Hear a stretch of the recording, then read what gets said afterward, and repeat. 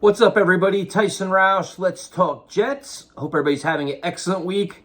There is never a dull moment when it comes to New York Jets, man, ever. And it's so funny how no matter what happens with the team, the fan base always seems divided and there's chaos on social media. Case in point, the hiring of Nathaniel Hackett as the offensive coordinator. When the team first interviewed him, there was so much outrage on social media. Like, oh, this guy he was terrible in Denver. He was fired. The offense was awful. Russell Wilson sucked and all these things. And then you hear the ties to Aaron Rodgers, and it's like, this is it. This is our lifeline to get the Hall of Fame quarterback. He's our best chance to get Aaron Rodgers to go to Super Bowl and all these different things. So looking at the list of candidates for the offensive coordinator position, it was less than inspiring. And a lot of the dream guys we knew we weren't going to get. Frank Reich wasn't going to come here. He's the head coach of the Panthers now.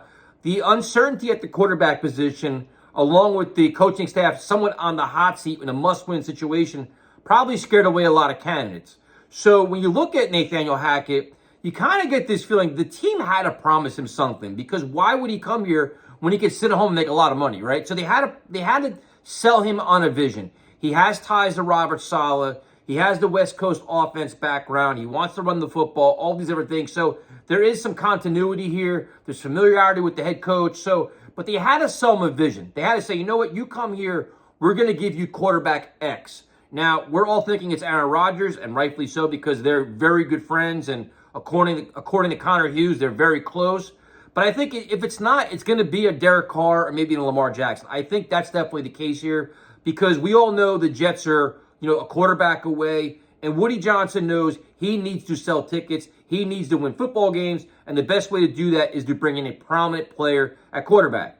Now, the concern that you have, first and foremost, is Aaron Rodgers still want to play football. If you watch his interview with Pat McAfee, he wants to play.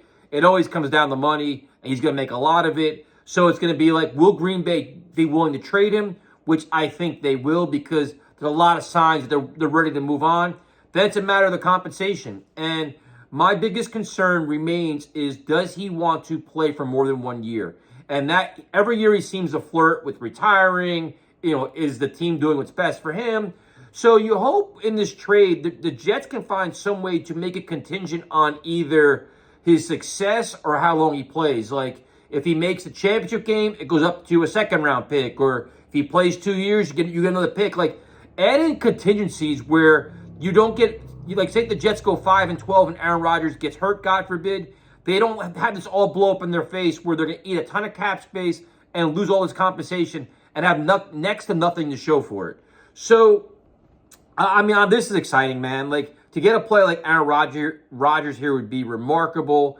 But, then it's just like the other things you got to look at too is, it just makes sense. Who are we kidding here? The Jets are a win-now team, and you want to take advantage of the window before you gotta pay players like Sauce Gardner, Garrett Wilson.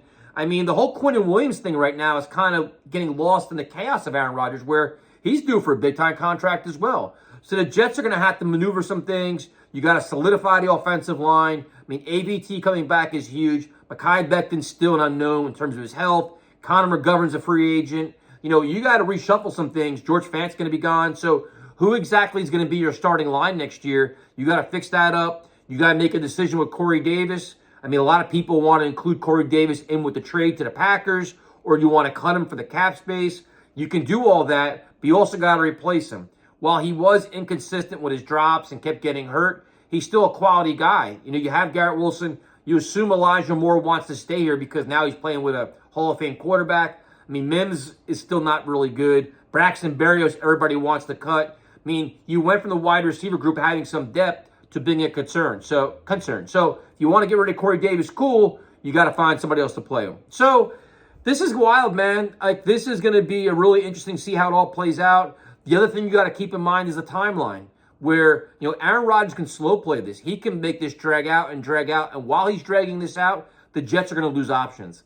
The whole Derek Carr thing will happen 3 days after the Super Bowl. So, you get this feeling, maybe it's just me, I get this weird feeling Frank Reich brings him down to Carolina. That's just me, but, or maybe he goes to Atlanta, who knows? But, if Aaron Rodgers slow plays this can really screw the Jets, as their B, C, and D options could go by the wayside, and then you're sitting there panicking, like, how do we get this guy here? If we don't get him, we're stuck with Jacoby Brissett and Minshew.